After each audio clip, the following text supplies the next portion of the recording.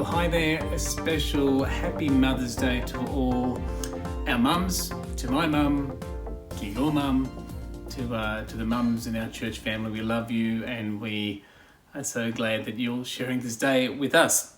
And so, history has some well-known mums. So why don't you call out some of the well-known famous mums that you can think of? I'll give you a few moments. Some famous mums.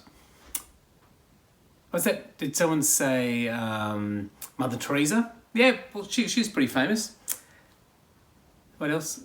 Queen Mum. Well, that's a bit of a cheating way to do it, but the Queen Mum is, and the Queen is a good famous mum as well. I found it a little bit hard to think of some famous mums as I was preparing this message. How about Wilma Flintstone? She's pretty famous. Marie Barone. Yep, that's a famous one as well. I got a few others. Marge Simpson, she's famous. How about for you Happy Days fans, there's Marion Cunningham or Molly Weasley. And so my son knows who that is. I actually don't know who that is, but I'm sure many of you do know who she is. A famous mum indeed.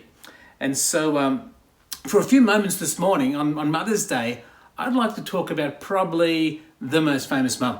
And I know all of you have yelled it at the screen already. You say, Mark, it's Mary. And you're right, we're going to talk about Mary this morning.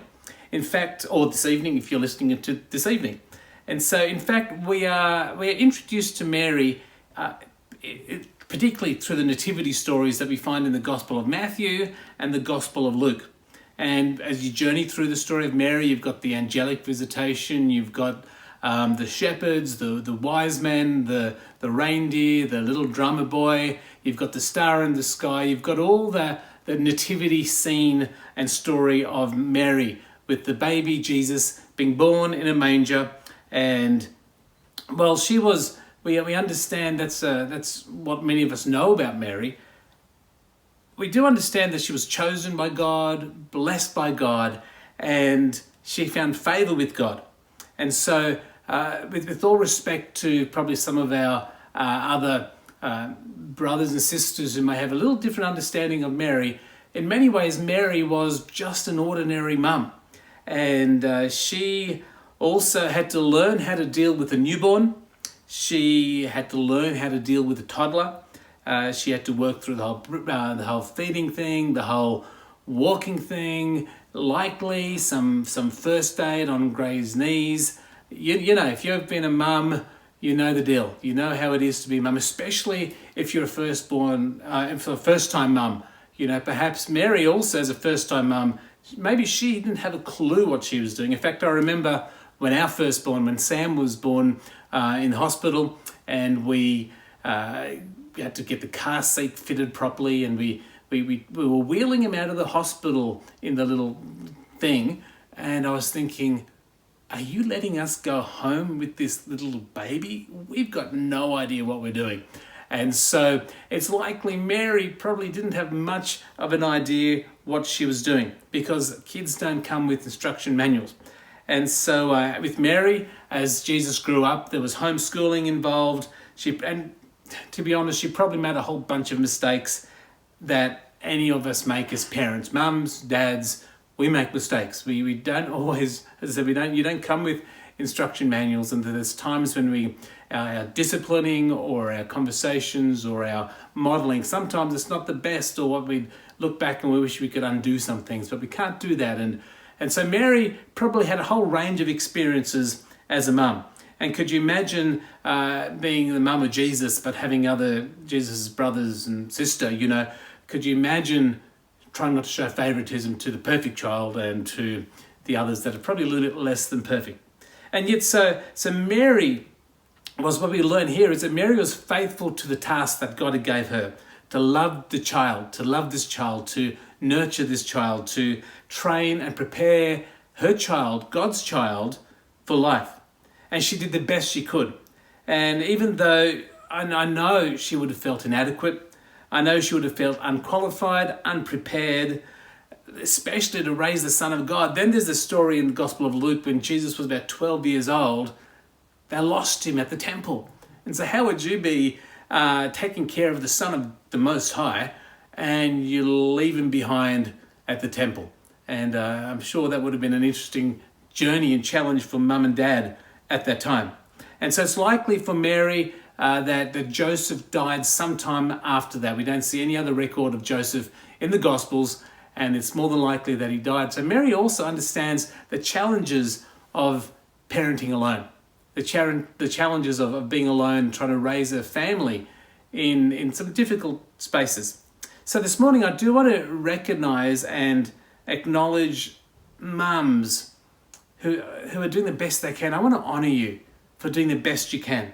Whether you're a birth mum or whether you're an adopted mum or an auntie or a spiritual mum or a grandma or you're just speaking life into younger people, I just want to acknowledge you and honor you and thank you for giving of yourself to speak life into those that you love.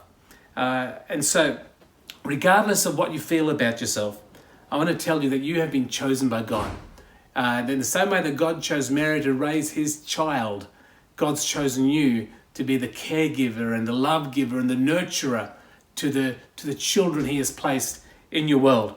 And so he has chosen each one of you to bring life and to speak life into the next generation. So that's awesome, and I thank you and I honor you for that.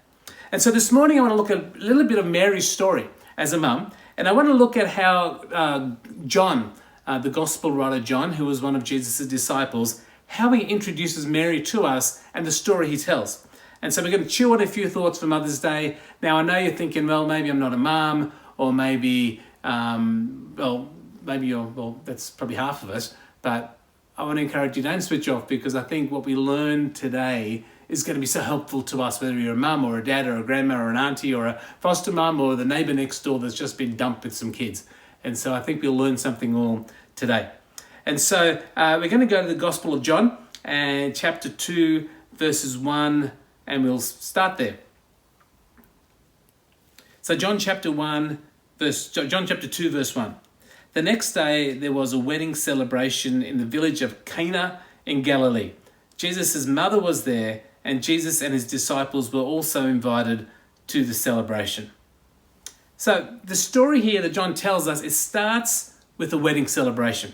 It's a little bit different to the weddings that we have today. Engagements in the ancient Near East typically lasted for up to a year.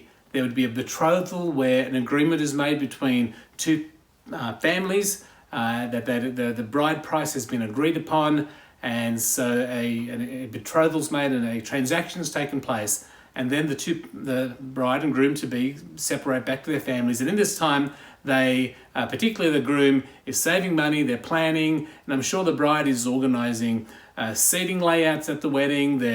She's trying on her dress, she's trying to get different hairstyles done. They've got a bit of time to work out the wedding celebration details, maybe a little bit like ours today. And then 12 months later, the wedding itself comes, and they gather their friends and their family. In fact, the village would gather to celebrate this momentous occasion.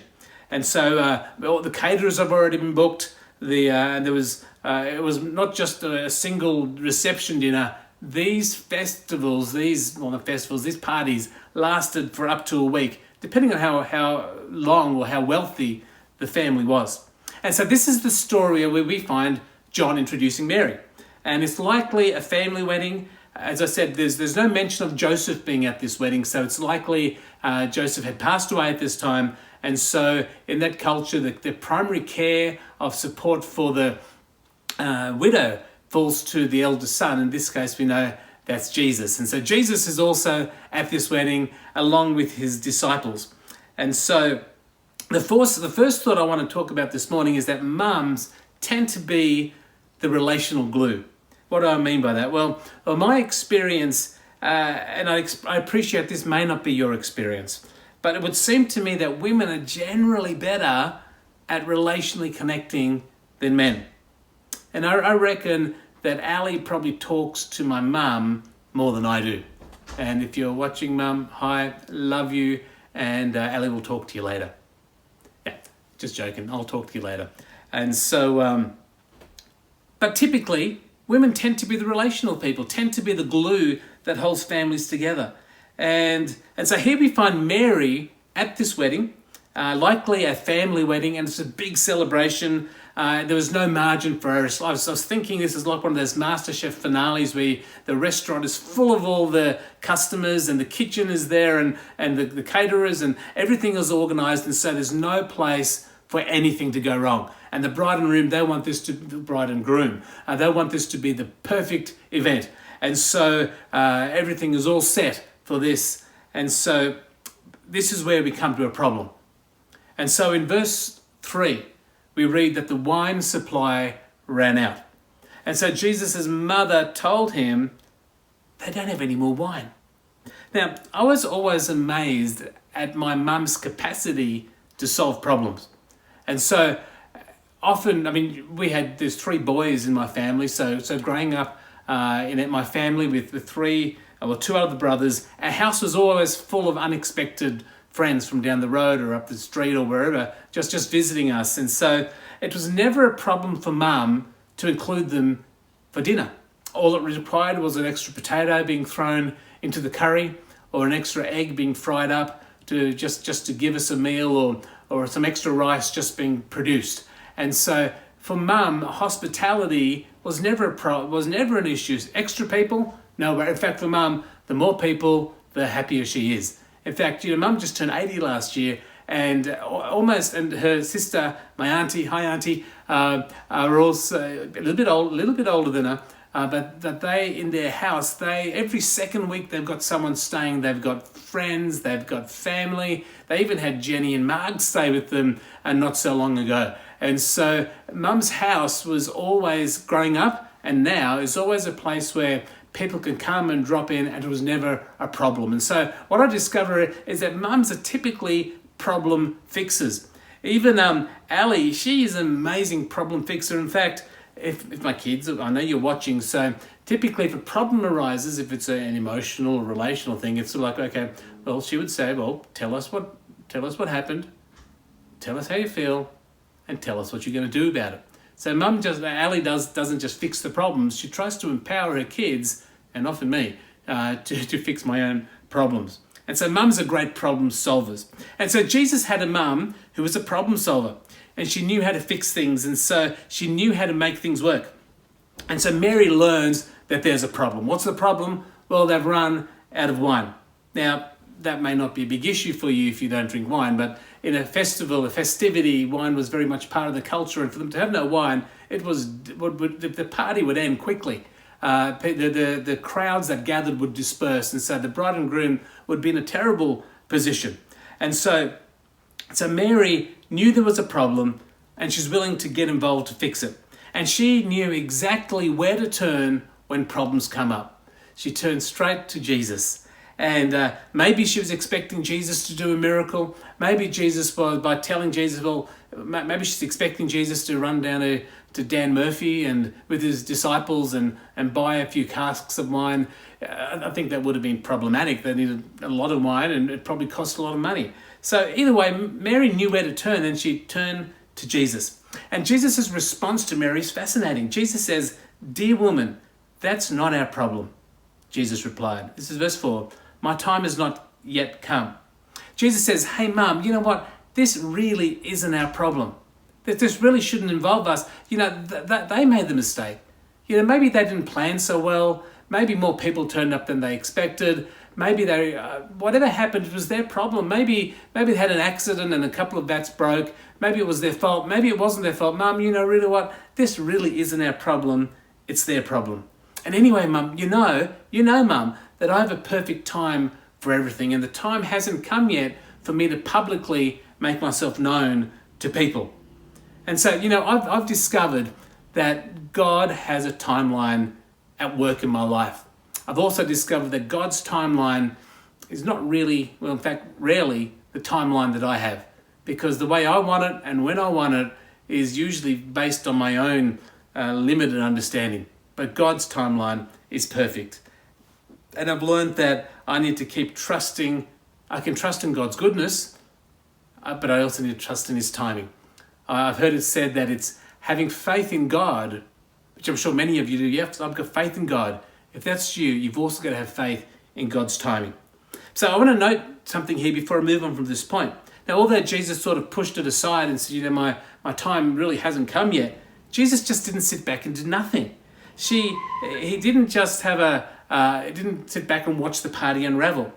And I discovered that Jesus actually cares about the bride and the groom. Jesus cares about those that are affected by this problem that was happening in the wedding. Jesus cares about those whose reputation are on the line. Jesus cares about the problems and the impossibilities and the complexities that life presents. And he cares about us when things are unraveling, when our best made plans via our own mistakes or by the circumstances can start to turn the other direction.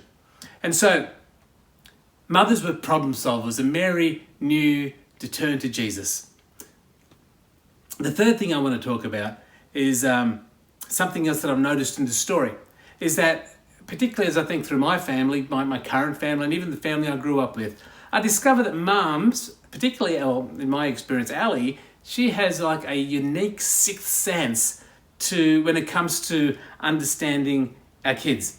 And so she knows better than I do when my kids are being honest, when they're being a little bit less honest, or whether they're stretching the truth, or whether they're trying to get away with something. She probably has this little spidey sense for the Spider-Man fans, but she has this uncanny motherly ability to be able to know the heart of our kids. She knows their gifts, she knows their passions, she knows their loves and their desires, and she encourages them to be all they can be. She calls out the best. She believes the best, and mums do that. Mums believe the best of the kids. They call out the best in their kids. They give their kids the best opportunities, or opportunities to become the best they can be.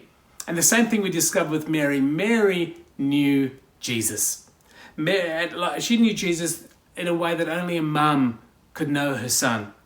And she knew his nature, she knew his character, she knew his kindness, she knew his compassion, she knew that he loved people, she knew in this complex situation that arose with the wife, she knew that Jesus could do something.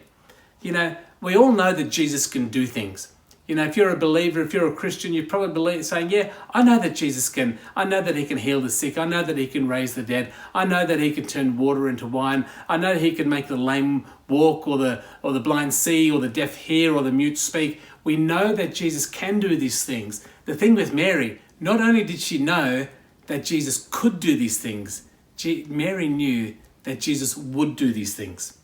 In fact, I'm aware this morning that there's a big difference between believing Jesus can and Jesus will. And so Mary turns to the servants that are around there, and Mary tells them, do whatever he says. Mary knew that she could take any problem and leave it with Jesus. And so that's a great tip for you this morning. Leave it with Jesus. And so many of you may know the next part of the story. I'll just read through verse 6. Standing nearby, there were some water jars used for Jewish ceremonial washing. Each could hold 20 to 30 gallons. Jesus said to the servants, fill the jars with water. And when the jars had been filled, he said, now dip some out, and give it to the master of ceremonies. So the servants followed his instructions. And when the master of ceremonies tasted the water that was now wine, not knowing where it had come from, though of course the servants knew, he called the bridegroom over and said, a host always serves the best wine first, he said. Then, when everyone has a lot to drink, he brings out the less expensive wine. But you have kept the best until now. This miraculous sign at Cana in Galilee was the first time Jesus revealed his glory, and his disciples believed him. So John here records this miracle as the first time that Jesus reveals his glory, which might seem a little bit odd because John had already told us, what Jesus said, that my time has not yet come. He told his mum that. But you see, this was not a public miracle. Not even the master of ceremonies knew what was going on. Mary knew, I'm sure, when she drank the wine. The servants knew, and we certainly see the disciples knew. And according to John, it wasn't a big spectacle. According to John, the outcome, which we read in verse 12, was that his disciples believed him. See, Jesus is always very intentional. with what he does and when he does it. Now, we may not fully, you may not, I may not fully understand his timing or his actions or the way about, or the way he goes about bringing about his perfect plans. But his goal for us, the same goal that he has for his disciples then, is that our belief in him would increase, that our trust in him and our understanding of his character and his goodness. And not only that, that we would understand who he is in a greater way, and through that understand who he's called us to be in a greater way. And so in verse 12 we read, after the wedding he went to Capernaum with a few days with his mums, his brothers and his disciples. He went for a bit of a getaway with his family. And so it's a very interesting story. And so this morning we've had a little bit of a glimpse into Mary's life as a mum. And perhaps a little bit of a glimpse into the incredible gift that mums are to our families. They are relational glue, they're problem solvers, and mums know and call out the best of their kids. Now, I'm aware for Mother's Day that it might be a great day of celebration for some, but I'm also mindful for others you may have mixed feelings for a whole range of circumstances. Your mum might have passed away recently, or maybe you had a difficult time growing up. Maybe you never knew your mum. Maybe you were raised by others, and I don't know your exact situation. I don't know how you feel when Mother's Day comes along. But I tell you, someone who does know, Jesus knows. And what I've discovered is Jesus is at the weddings and he's at the funerals. Jesus is there in the time of laughter and in the time of tears. So whatever your feelings, no matter how you're wrestling with Mother's Day today, I want to encourage you, like Mary did, to go to Jesus. He understands, and to leave your concerns and your troubles with him. In fact, Psalm 55 verse 22 says this, leave all your cares and anxieties at the feet of the Lord, and measureless grace will strengthen you. That's the Passion Translation. Leave your worries with the Lord, and measureless grace. How good is that? So as we close this morning, I want to shift our attention away from mums. And we love you guys, well, you girls. We love you mums. But this morning as I close, I want to shift our attention a little bit. In this story, I want to look at the fact that I'm sure the bride and the groom, they didn't plan to run out of wine. Something happened in their best planning. Something happened. We don't know what it was. Maybe it was a mistake. Maybe it was bad timing. Maybe it wasn't their fault. Maybe the delivery guys got it wrong. I just don't know what the reason is. The Bible doesn't tell us. We don't need to know the reason, but we do know is that wine ran out. And we in our lives, there's times when we ourselves feel that we run out of things. See, Mary knew who to turn to and where to turn when things were depleted, when problems came. And when our vats start to run dry, Mary would show us we can turn to Jesus. And that's a great person to turn to. This morning, maybe your wine has run out. I'm not talking about literally, but maybe if you have run out of wine literally, well, you can wait and go to the shops later and buy some more. But I'm talking this morning about maybe something else has run out in your life. Maybe your joy has run out. Maybe your courage. Maybe you're just feeling so discouraged that you're depleted and you've got nothing left. Maybe your faith. Maybe your confidence in God is depleted. Maybe your confidence in yourself is depleted. Maybe your energy and your strength has run out. Maybe your passion and your patience has run out. This morning, do you have something that is empty? Do you have something in your life that is depleted, that is dry, that once was full but now is empty? And you know what, like that wedding, it may not just be affecting you. There might be many people dependent on you. Might be your family, might be your business, might be your friends that are all affected because you've run out of wine. If that's you this morning, I want to encourage you, don't give up. I want to point you to the same place that Mary points us. I want you to look to Jesus. I want you to go to Jesus. He knows your need. Now, while I am sure that he is able to fill you, my prayer is that you, pardon me, my prayer for you this morning as well, I know he can fill you. You know he can fill you. My prayer is that you would discover that he will fill you. as you turn your face and you bring your problems and your need to him, that you, like Mary, would simply say, Jesus, you know what? This is my problem. I'm empty. Maybe you could take a moment and identify something. Maybe think about it. What's empty? What's lacking? Have you identified something? Maybe you can go to Jesus and say, Jesus, my faith is lacking. My passion, my energy. And then leave it with him. His timing, his ways, his mechanism of responding to you may be different to yours. But like we learn in this story, Jesus did something. And what he did was turned something ordinary into something extraordinary.